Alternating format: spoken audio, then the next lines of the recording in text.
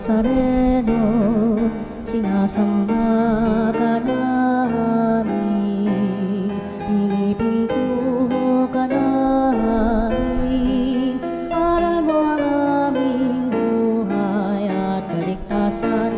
Nuestro Padre Jesus Nazareno, iligtas mo kami sa kamatayan, ang krus mong pinamatayan ay sagisag ng aming kaligtasan. Nuestro Padre Jesus Nazareno, dinarangal ka namin. Nuestro Padre Jesus Nazareno, inulwalhati ka namin. Nuestro Padre Jesus Nazareno, inarangal ka namin. Nuestro Padre, ating dakilain at sambahin ang Panginoong butihin, ialay mga awitin sa piging na handog niya sa atin. Tayo'y magbigay galang sa Diyos na sa ating may lalang.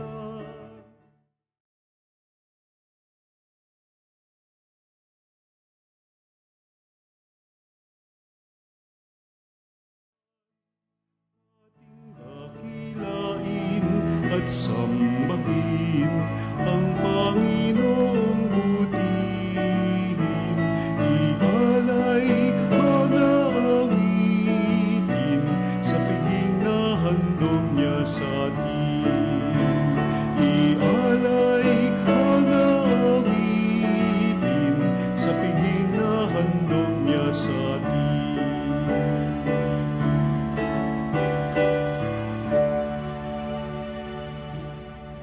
Sa ngalan ng Ama at ng Anak at ng Espiritu Santo. Amen. Ang pagpapala ng ating Panginoon Jesucristo, ang pag-ibig ng Diyos Ama, at ang pagkikisa ng Espiritu Santo, naway sa inyong lahat. At sumainyo rin. Mga kapatid, aminin natin ang ating mga kasalanan. Patawarin tayo sa ating mga kasalanan upang tayo maging karapat-dapat na gumanap sa Kanyang pagdiriwang.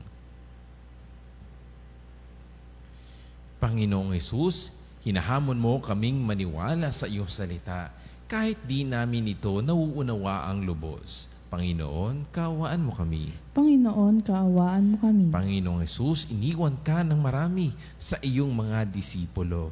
Kristo, kaawaan mo kami. Kristo, kaawaan mo kami. Panginoong Hesus, nasa iyo lamang ang mga salitang nagbibigay ng buhay na walang hanggan. Panginoon, kaawaan mo kami. Panginoon, kaawaan mo kami. Kaawaan tayo na makapangyarihan Diyos, patawarin tayo sa ating mga kasalanan at patubayan tayo sa buhay na walang hanggan. Amen.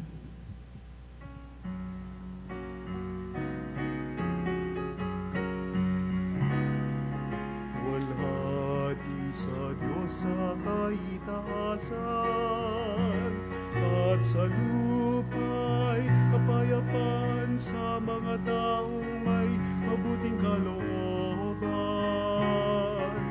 Pinupuri ka namin, dinarangal ka namin, sinasamba ka namin, niluluwalhati ka namin, pinasasalamatan ka namin, dahil sa dakila mong kalwalhatian.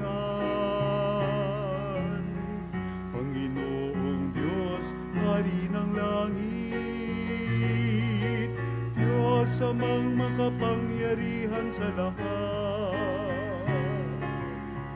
Panginoong Jesucristo, bugtong na anak, Panginoong Diyos, Kordero ng Diyos, anak ng Ama, ikaw na nag-aalis ng mga kasalanan ng sanlibutan, maawa ka sa amin.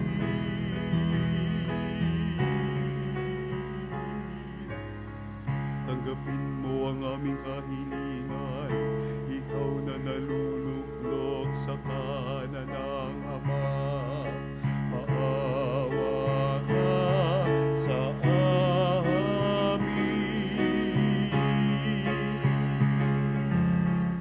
sapagkat ikaw lamang ang banal, ikaw lamang ang Panginoon, ikaw lamang, O Jesucristo, kasama ng Espiritu Santo sa kalwalhatian ng Diyos Ama.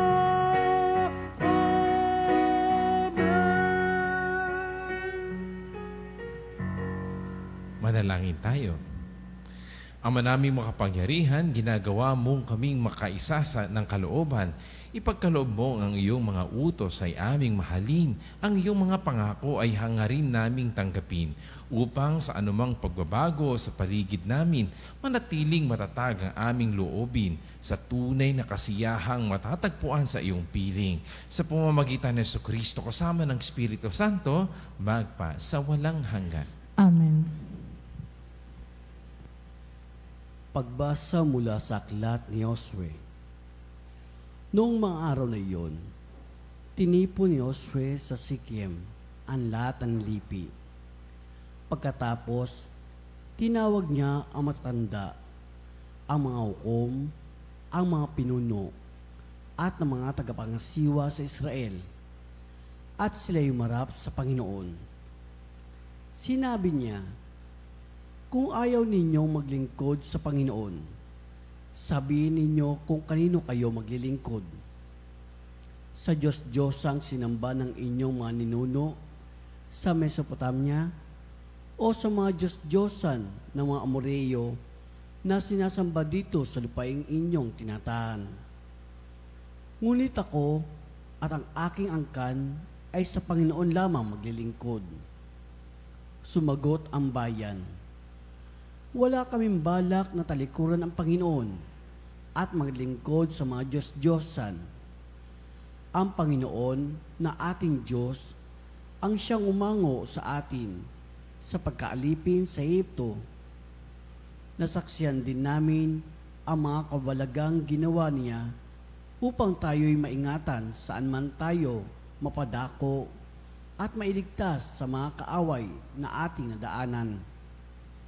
Kaya't kami rin ay sa Panginoon maglilingkod.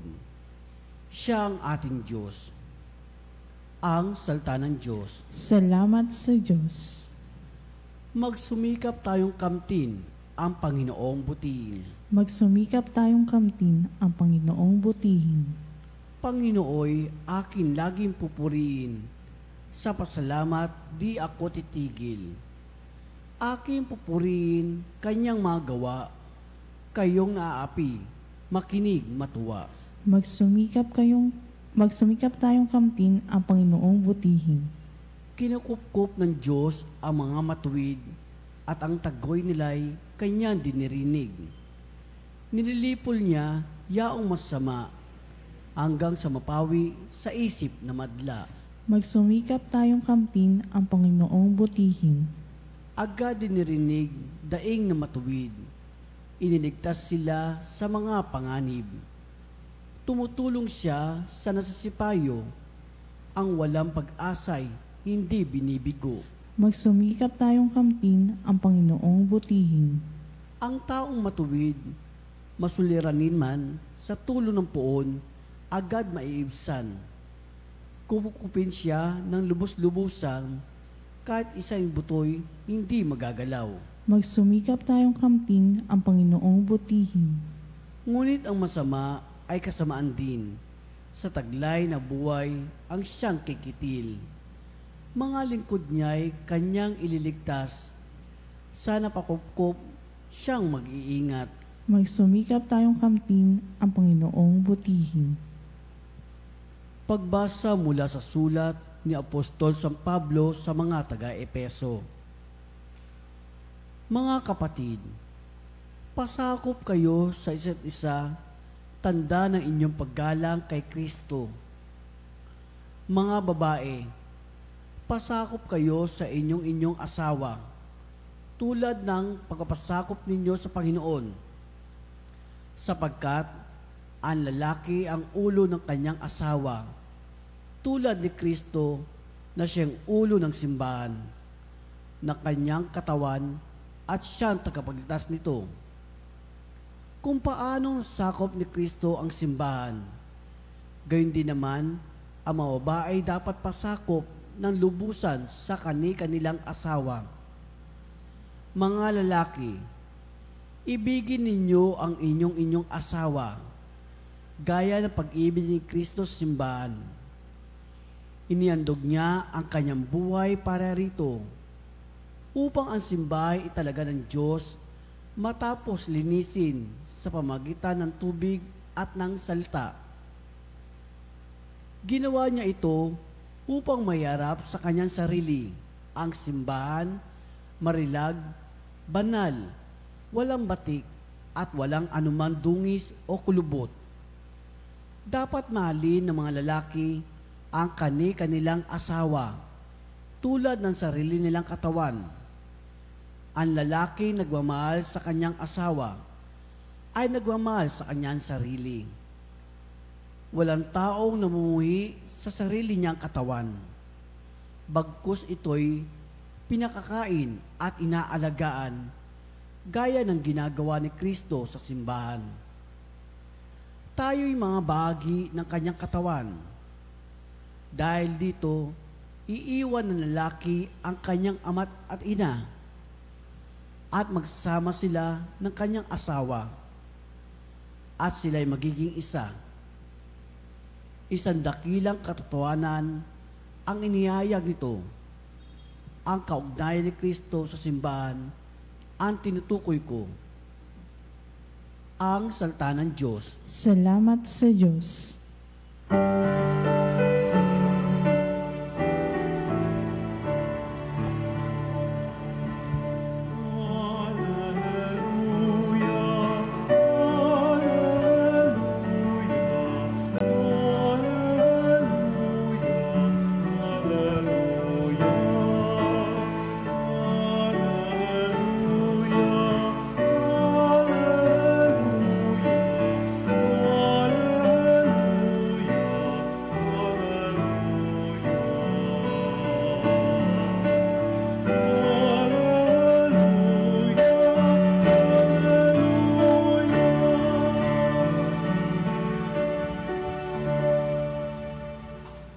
Sumainyo ang Panginoon At sumainyo'y ang mabuting balita ng Panginoon ayon kay San Juan.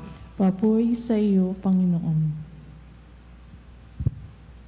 Noong panahong iyon, marami sa mga alagad ni Jesus ang nagsabi, "Mabigat na pananalita ito. Sino ang makatatanggap nito?"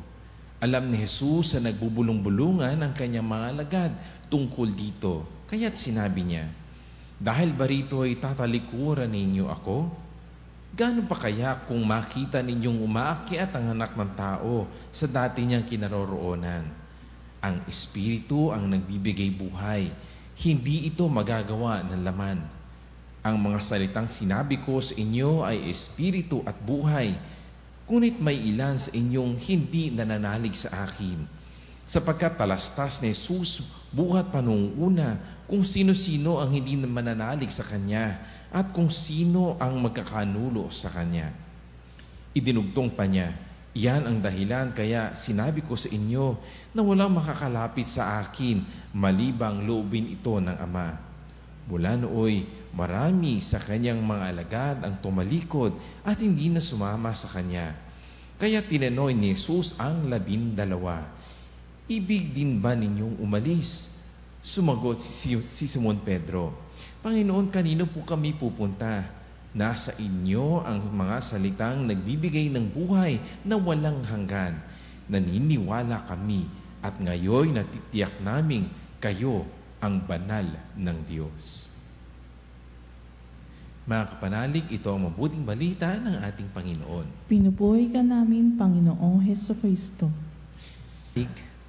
Alam nyo, naalala ko nung bata kami, wala pang remote control nun, parang niisip namin kapag kami ay nanonood ng TV, kasi isa lang ang TV noong mga panahong iyon, lahat ng kamag-anak, lahat ng mga kapamilya, lahat ng kapatid ay naroroon at nanonood sa iisang TV, no?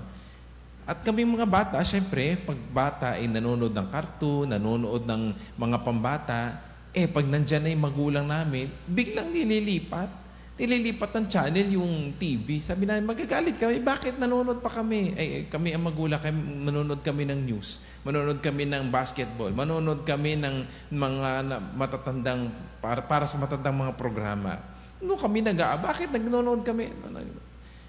Minsan hindi tayo magkaintindihan, ang mga bata sa matanda sa bata, sa magulang, o magkakapatid, hindi nagkakaunawaan, kaya nagsisimula ng gulo. Dahil hindi tayo nagkakaunawaan. Yung mga lengguwahe ng mga bata ay hindi lengguwahe ng mga matatanda. Kahit ngayon, sabihin natin, may generational gap na hindi naiintindihan ng mga millennial ang mga Gen Z. O yung mga Gen Z, hindi niya naiintindihan, hindi ito naiintindihan ng mga Gen X. Yung mga tao na generational gaps ay hindi na nagkakaintindihan, bagamat sila ay nasa loob ng kanilang tahanan.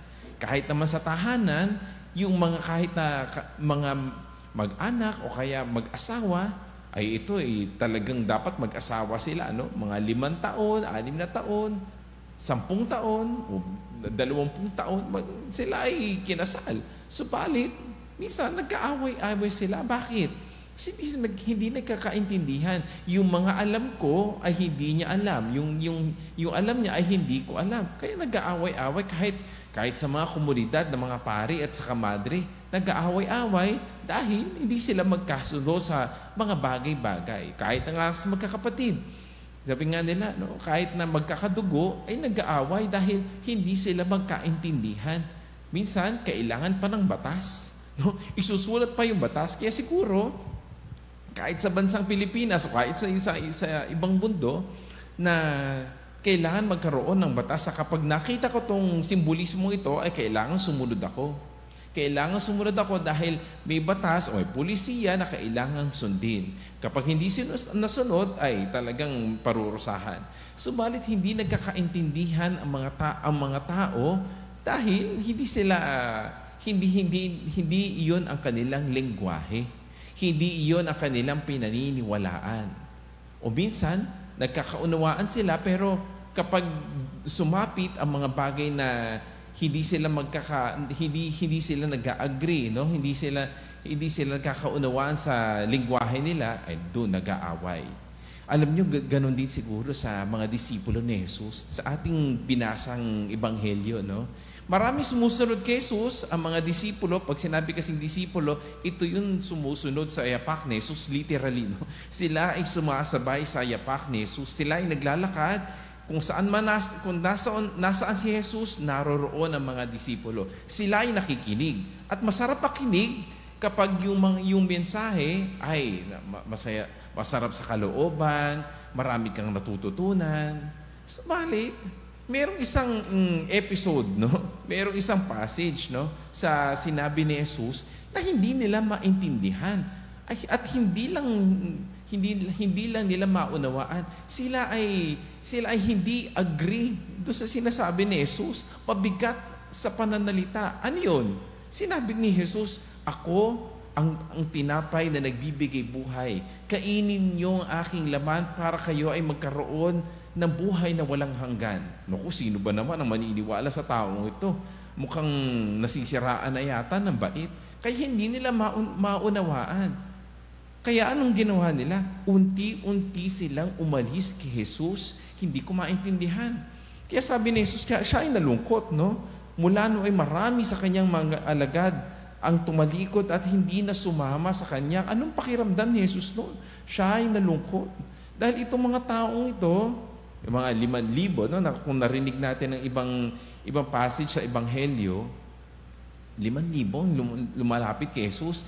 Gusto nilang marinig at masaksihan ng mga milagrong ginagawa ng ating Panginoon. Subalit nung nasabi ni Jesus itong tinapay na nagbibigay buhay, sila ay tumalikod. Kaya nalungkot si Jesus. Anong sabi ni Jesus sa 12? Ibig din ba ninyong umalis? Gusto niyo rin bang umalis? Tanggap niyo ba yung sinasabi ko? Sabi ni Simon Pedro, Panginoon, kanino po kami pupunta? Alam namin na hindi namin maunawain yung sinasabi ninyo. Kahit kami, Nagtatanong din, paano mangyayari yun? Nakainin namin ang iyong laman. Kainin namin ang tinapay na nagbibigay buhay. Subalit, nasa inyo ang salita na nagbibigay buhay. Naniniwala kami at natitiyak namin na kayo ang banal na Diyos. Alam niyo saan nanggagaling iyon, mga kapanalig? Kasi minsan sinasabi natin, ay hindi ko maunawaan yan. Di ba sa trabaho natin? Una tayong nagkaroon ng trabaho, masaya-masaya tayo, mataas ang sweldo, madali yung gawain. Pero mga 5 taon, 7 taon, 10 taon, sasabihin mo, ano pang mangyayari sa akin dito? Ayoko na, aalis na ako. O kaya kahit sa mag-asawa, no? O unang taon ng kanilang pag-asawa, masaya pa sila, no? 5 taon, masaya pa. 10 taon, naku, ayan na, nag-aaway na, no? Yung mga 12 taon, yan, nag-aaway na talaga. Gusto na nila makipag-break up. Alam nyo, sa mga ganung bagay, minsan iniisip lamang natin, alam natin, no? Alam natin ang mga bagay na tinatanggap natin. Pero ang tanong dito, mahal mo ba talaga ang gawain mo? Mahal mo ba talaga ang asawa mo? Dahil hindi lamang sapat, mga kapanalig, ang alam natin, kundi kung ano yung nasa puso natin. Alam nyo, itong 12 na ito, sila ay kasama ng mga disipulo. Subalit ano ang pinagkaiba ng 12? Isipon Pedro, sila ay nagkaroon ng relasyon sa ating Panginoon. Ano ibig sabihin ng relasyon? Sila ay umiibig. Alam niyo, hindi sila makakapagpatuloy sa ganitong mga pananalita ni Jesus, kundi hindi sila umiibig. Hindi man nila maunawaan ang sinasabi ng ating Panginoon, pero dahil sila ay umiibig sa Panginoon, naintindihan nila. Minsan, hindi natin kailangan na maunawaan lahat. We just need to obey through our love for the Lord. Minsan, sa buhay natin, mga kapanalig, minsan iniisip natin, nagsisimba ako araw-araw, nagdadasal ako ng rosaryo, nananalangin ako sa ating Panginoon, ang dami kong nobinaryo Pero minsan, sinusubok tayo ng ating Panginoon. Minsan, di ba, mga kapanalig, minsan nagkakasakit tayo, mayroong mga bagay na hindi nasusunod sa kagustuhan natin, yung mga panalangin na hindi natutupad, o yung mga panalangin na parang ang tagal dumating. Mga kapanalig, kapag hindi malalim ang ating pag-ibig sa Panginoon, lalayo na lang tayo. Kapag sa mga pagsubok o sa mga problema na ibibigay sa ating ng ating Panginoon, minsan sumusuko tayo agad parang mga ibang disipulo ng ating Panginoon. Nakita lang natin ang kaunting problema, sumusuko agad tayo. Kapag wala tayong relasyon na malalim sa ating Panginoon at sinasabi mo lang kung ikaw ay pinakikinggan ng Panginoon, dun ka lang umiibig, ay mga kapanalig, hindi malalim ang ugat ng ating relasyon sa ating Panginoon. Ang Ebanghelyo, iniimbitahan tayo na magkaroon ng malalim na ugnayan sa Panginoon. Paano, Father? Paano ba ako magkakaroon ng malalim na pananampalataya? Unang-una, makipag-usap tayo sa Panginoon. Minsan kasi ang pakikipag-usap natin sa Panginoon kung kailan natin kailangan, no? May exam, meron tayong pinapanalangin na tayo ay matupad, doon lang tayo nananalang. Gawin mo, mga kapanalig, siguro araw-araw, bago tayo matulog, magkaroon tayo ng relasyon sa Kanya na bilang kaibigan. No? Kailangan natin makapagtalas-tasan sa ating Panginoon. Huwag lamang yung kailan tayo may kailangan. No? Pangalawa, paano tayo magkakaroon ng malalim na ugnayan sa ating Panginoon? Ang ating pakikipagrelasyon sa ibang tao. Huwag lamang ang panalangin na nandoon lang, kundi yung nakikita natin ng Panginoon sa bawat isa. No? Marunong tayo umibig, marunong tayo magpatawad na ating kapwa, hindi mainit ang ating ulo, marunong tayong makipagtalas-tasan sa ibang tao. Huwag mong kalimutan, mga kapanalig, ang mga kaibigan mo, no? Ang mga naging kaaway mo, ang magulang mo, huwag mong kalimutan. Dahil dito natin mapapatunayan sa Panginoon na umiibig tayo. Ang pag-ibig na ating binibigay, no, sa ating mga kasama ay gayon din na ating panalangin sa ating Panginoon. Unang-una, panalangin. Pangalawa, ang pakikipagkaibigan natin, marunong tayo makipagkapwa-tao upang tayo'y magkaroon ng malalim na pakikipag-ugnayan sa Panginoon. Pangatlo, doon sa panalangin na iyon, kailangan nakasentro sa atin ang banal na misa. Na huwag natin kalimutan nyo. Kasi minsan sinasabi natin, personal prayer na lang, Father, hindi na ako kailangan magmisa. Hindi. Kasama tayo bilang isang simbahan. No? Dahil tayo dito sa misa na ating pinagdiriwang ngayon, tayo'y nananalangin para sa isa't isa. At ano nagsisimbolo ng ating pagkikipag-ugnayan? Ang banal na Eucharistia, ang katawan at dugo ng ating Panginoon. Dito tayo nakakakuha ng ating spiritual na lakas. Huwag natin kalimutan na mga kapanalig na ang misa ang pinakamataas na uri ng pagsamba natin bilang isang Kristiyano. Una, personal prayers, makipag-usap ka sa Panginoon gabi-gabi, araw-araw, bawat segundo ng iyong buhay. Pangalawa, ang ating pagsisilbi, ang ating pagmamahal sa isa't isa. Pangatlo, ang pagkikipag-usap natin at pagdiriwang sa banal na misa.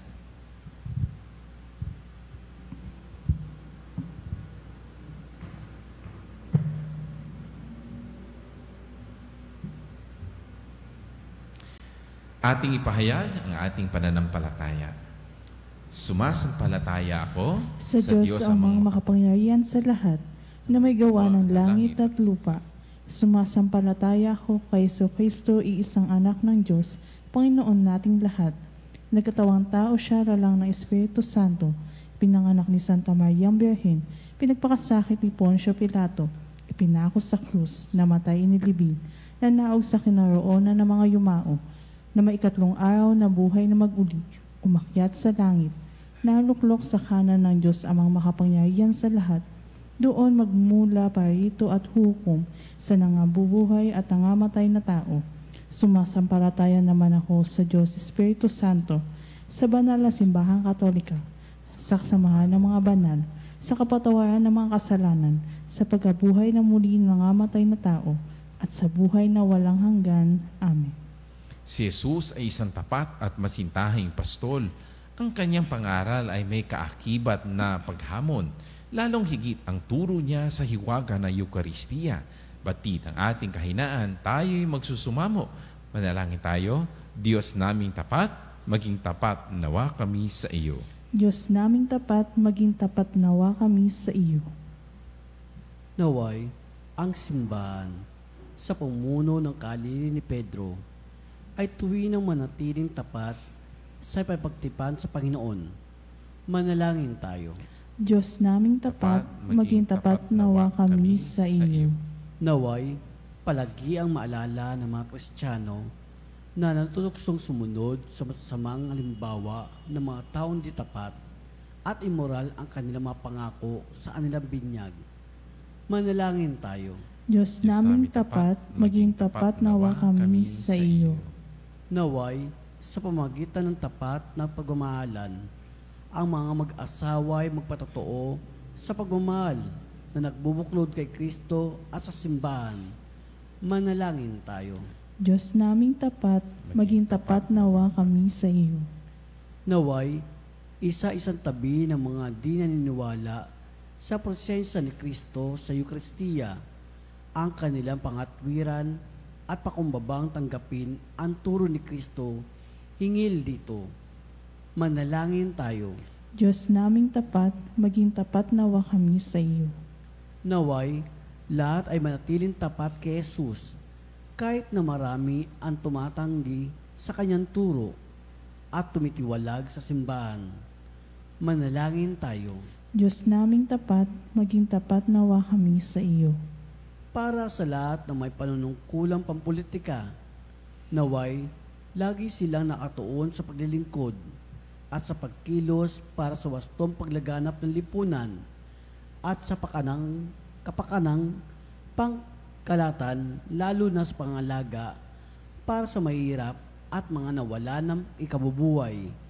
Manalangin tayo. Diyos naming tapat, maging tapat nawa kami sa iyo. Tahimik natin ipanalangin ang ating mga sariling kahilingan.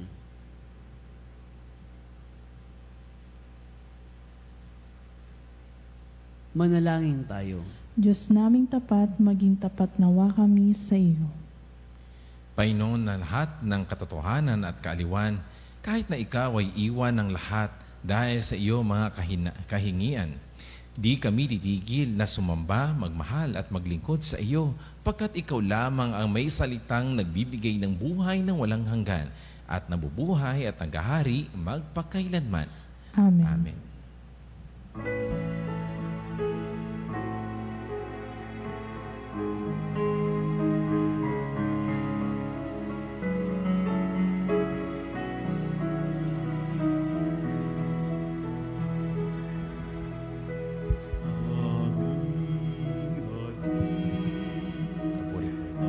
Alay na ito, ang tinapay na nagmula sa pagpapala mo. At tanggapin ang alak na ito, inuming inihain sa'yo. Mahal naming Diyos, inyong tanggapin ang munting alay mula sa amin. Buong puso namin hihintayin pagpapala na aming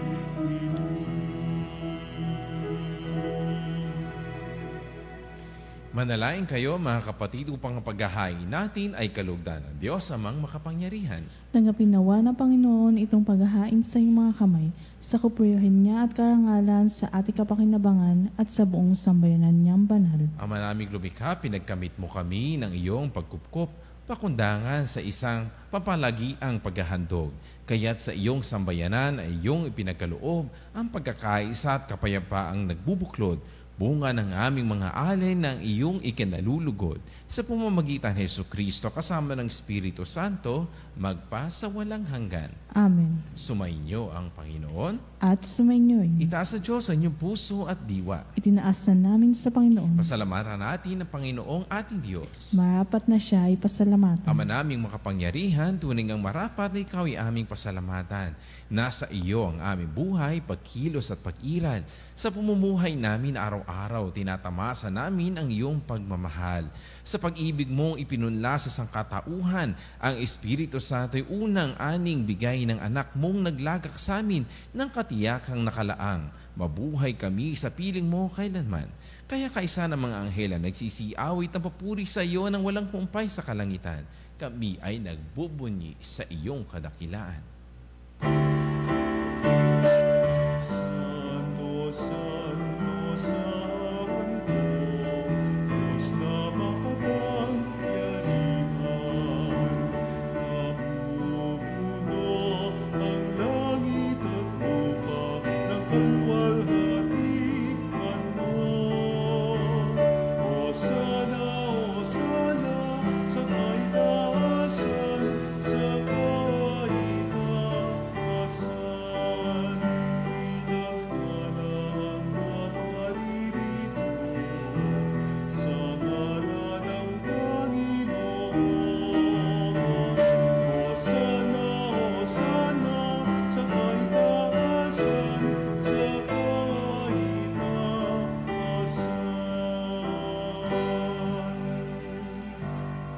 Ama naming banal, ikaw ang bukal ng tanang kabanalan. Kaya sa pamamagitan ng iyong Espiritu, gawin mong banal ang mga kaloob na ito upang para sa amin maging katawan at tugo na aming Panginoong Hesukristo. Bago niya pinagtiis ang kusang loob na maging handog, hinawakan niya ang tinapay, pinasalamatan kanya, pinaghahati-hati niya iyon, iniabot sa kanyang mga alagad at sinabi, "Tanggapin niyong lahat ito at kanin. Ito ang aking katawan na ihahandog para sa inyo."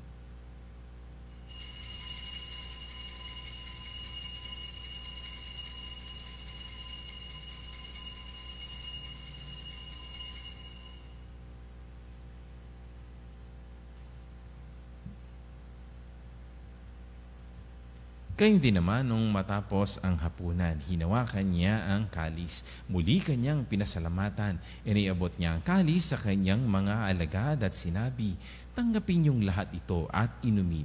Ito ang kalis ng aking dugo, ng bago at walang hanggang tipan.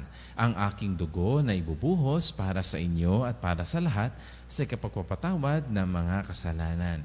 Gawin ninyo ito sa pag-aalaala sa akin."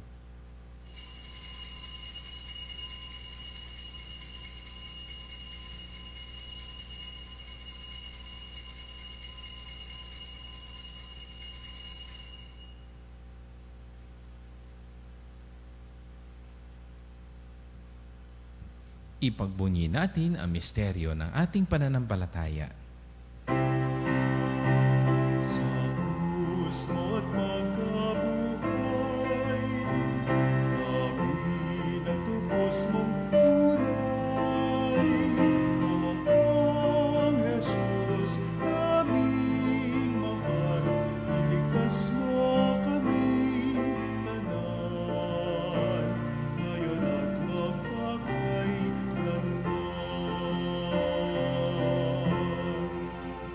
Ang mga ginagawa namin ngayon na pag-aalaala sa pagkamatay at muling pagkabuhay ng iyong anak. Kaya't iniaalay namin sa iyo ang tinapay na nagbibigay buhay at ang kalis na nagkakaloob ng kaligtasan. Kami ay nagpapasalamat dahil kami iyong minarapat na tumayo sa harap mo para maglingkod sa iyo. Isinasamo namin kami magsasalo-salo sa katawan at dugo ni Kristo ay mabuklod sa pagkakaisa sa pamamagitan ng Espiritu Santo. Amalingapin mo ang iyong simbahang laganap sa buong daigdig. Puspusin mo kami sa pag-ibig. Kaisa ni Francisco ang aming Papa, ni Ernesto ang aming Obispo, at ng Tanang Kaparian. Alalahanin mo rin ang mga kapatid naming nahimlay na may pag-asang sila muling mabubuhay, gayon din ang lahat ng mga pumanaw. Kawan mo sila at patuloyin sa iyong kaliwanagan. Kawan mo at pagintapatin kaming lahat na makasalo sa iyong buhay na walang wakas. Kaisa na mahal na Birheng Maria na ina ng Diyos, kaisa ni San Jose na kanyang kabiyak ng puso, kaisa ng mga apostol at ng lahat ng mga banal na namuhay dito sa daigdig ng kalugod-lugod sa iyo. May pagdiwang nawa namin ang pagpupuri sa ikararangal mo sa pamamagitan ng iyong anak na aming Panginoong Hesukristo. Sa pamamagitan ni Kristo, kasama niya at sa Kanya ang lahat ng parangal at papuri ay sa iyo, Diyos amang makapangyarihan, kasama ng Espiritu Santo, magpa sa walang hanggan.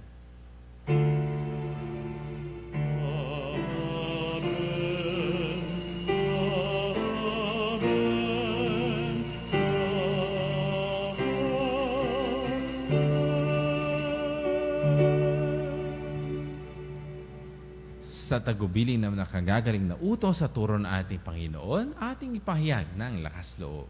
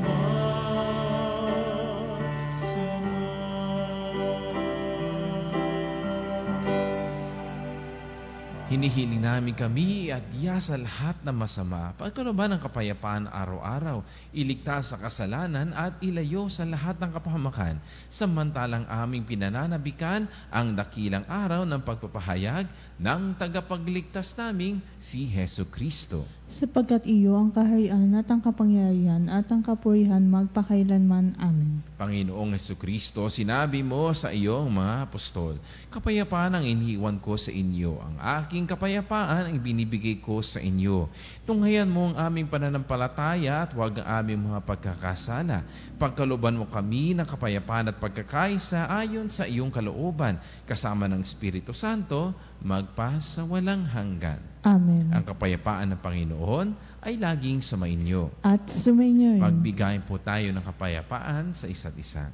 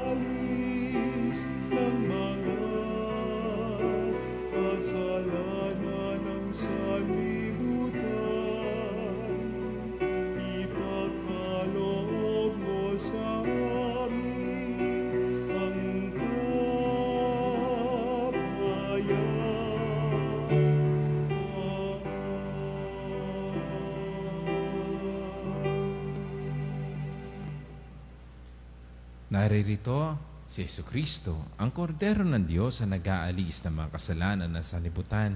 Mapapala tayong inaanyayahan sa kanyang banal na biging. Panginoon, hindi ako karapat-dapat magpatuloy sa iyo, ngunit sa isang salita mo lamang ay gagaling na ako.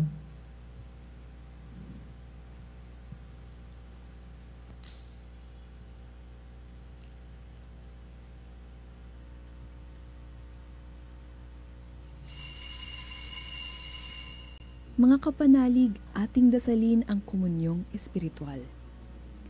O Jesus, nananalig ako sa pananahan mo sa kabanal-banalang sakramento. Minamahal kita higit sa lahat at hangad ka ng aking kaluluwa. Hindi ko man matatanggap ngayon ang iyong katawan at dugo, inaasahan ko na patuloy kang mamumuhay sa aking puso. Naniniwala ako na narito ka at kaisa ka ng aking buong pagkatao. Huwag mong ipahintulot na mawalay ako sa iyo. Amen. Panalangin sa mahal na Birhen ng Katotohanan. O Birhen ng Katotohanan, Ina ni Jesus, ang nagkatawang taong salita, salamat sa iyong anak. Tinatanggap ko siya bilang aking katotohanan at kaligtasan. Sa pakikinig sa salita ng Diyos, tulungan mo akong maging malaya. Sa oras ng hirap at pagsubok, linawin mo sa akin na nasa krusang tagumpay. Sa aking paglalakbay, akayin mo ako sa buhay na paglilingkod at sa buhay na ganap at kasiyasiya. Kukupin mo ako at ang aking mga kapanalig na nakikinig, natututo at nagmamahalan. O Maria, Birhen ng Katotohanan, ipanalangin mo kami. O Jesus, ikaw ang daan, ikaw ang katotohanan, at ikaw ang buhay. Iligtas mo kami. Amen. Manalangin tayo. Ama namin mapagmahal, lubusin mo sa amin ang kagalingang bigay ng iyong pag-ibig na ngayon ipinagdiriwang at kami naway magkaroon ng ganap na kaunlaran upang sa lahat ng aming pinagkakabalahan, ikaw ay aming mabigyang kasiyahan sa pamamagitan ni Jesucristo kasama ng Espiritu Santo magpa sa walang hanggan. Amen. Sumainyo ang Panginoon At sumainyoin. pagpalainawa kayo ng makapangyarihan Diyos, Ama, Anak, at Espiritu Santo, at Amen. naway manatiling kasama ninyo magpakailanman. Amen. Humaya kayo sa kapayapaan upang paglingkuran ng Panginoon ng buong katapatan at pagmamahal. Salamat sa Diyos. Umayo na, o bayan ng Diyos, biyayang ibahaging lubos, suyuri ng parang at bundok, isigaw pag-ibig niyang taos. Salamat sa Ama na nagtipon sa aming pinag-isang tugon. Puso'y umaawit sa kagalakan, bagong buhay ang kayo'y taglay.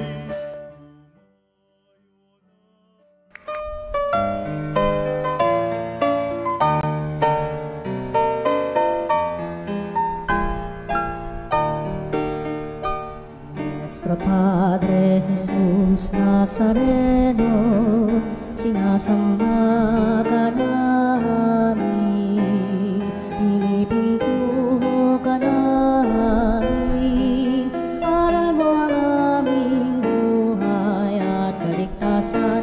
Nuestro Padre Jesus Nazareno, iligtas mo kami sa kamatayan, ang krus mong pinamatayan ay sagisag ng aming kaligtasan. Nuestro Padre Jesus Nazareno, dinarangal ka namin. Nuestro Padre Jesus Nazareno, inulwalhati ka namin.